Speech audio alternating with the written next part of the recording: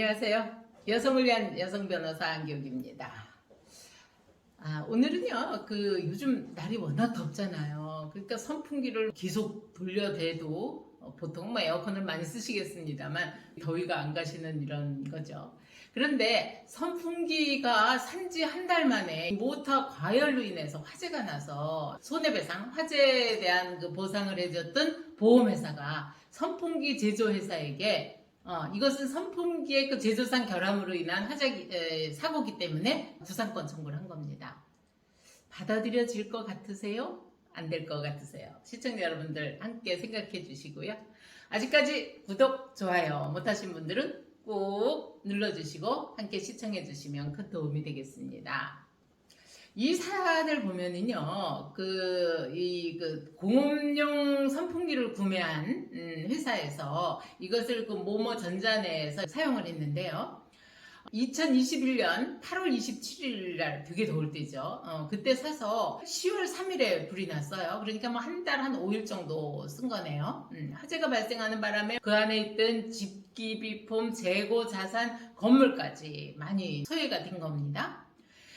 이 화재 발생 원인에 대해서 소방공무원들은 선풍기의 모터에 연결된 전선 부위가 과부하되는 등으로 정기적 원인으로 발생한 것으로 추정했습니다.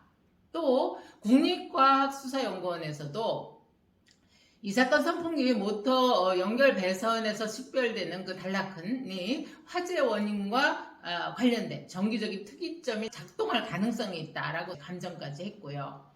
그러다 보니까 보험회사는 건물주에게 손해배상금 가지급금으로 5천만 원 정도로 지급을 했습니다. 보험회사의 주장은 뭐냐면요, 선풍기는 돌리라고 있는 건데, 시원하라고 있는 건데, 이 선풍기를 제조해서 공급하는 제조업자인 피고들은 이 제품의 구조라든가 품질이라든가 성능 등에 있어서 안전성, 내구성을 갖춘 제품을 제조 판매해야 할 책임이 있다. 그런데 이러한 안전성과 내구성을 갖추지 못한 결함으로 인해서 이 화재가 발생한 거다. 이 모터가 과열돼서 발생했기 때문에 제조 공급업체로 제조물 책임, 그리고 일반 불법행위에 의한 손해배상 책임이 있다. 이렇게 주장을 한 겁니다. 이에 대해서 법원은 어떻게 판단을 했냐면요, 물품을 제조 판매하는 제조업자는 그 제품의 구조, 품질, 성능에 있어서 그 유통 당시의 기술 수준, 경제성에 비추어서 기대 가능한 범위 내에서 안전성, 내구성을 갖춘 제품을 제조 판매해야 할 책임이 있는 거 맞다. 이러한 안전성과 내구성을 갖추지 못한 결함으로 피해자에게 손해가 발생했다. 그럼 그 불법행위로 손해배상 책임을 부담한다.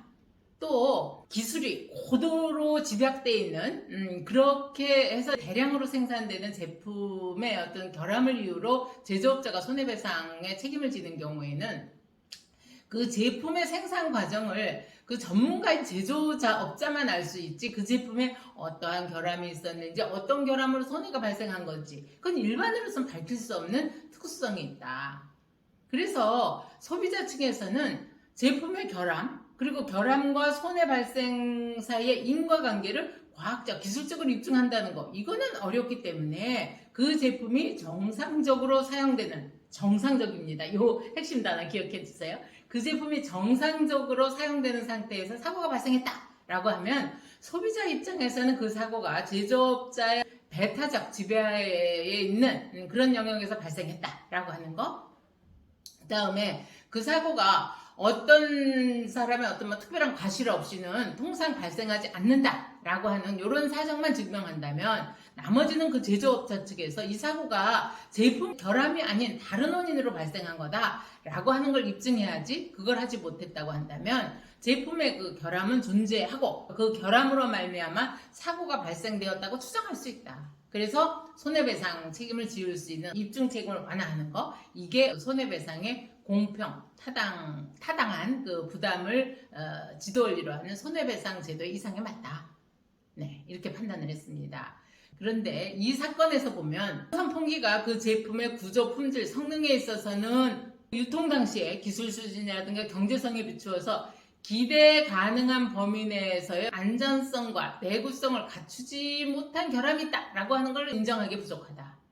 이 사건 선풍기가 정상적으로 사용되는 상태에서 사고가 발생한 경우에는 당연히 해줘야 되는데, 보니까 그 선풍기를 구매한 후 이 사건 화재 발생 시까지 아까 한 35일 정도였잖아요. 30일이 넘는 기간 동안 이 장소에서 비트코인 채굴기 그리고 선풍기를 24시간 하루도 쉬지 않고 가동한 사실이 인정된다.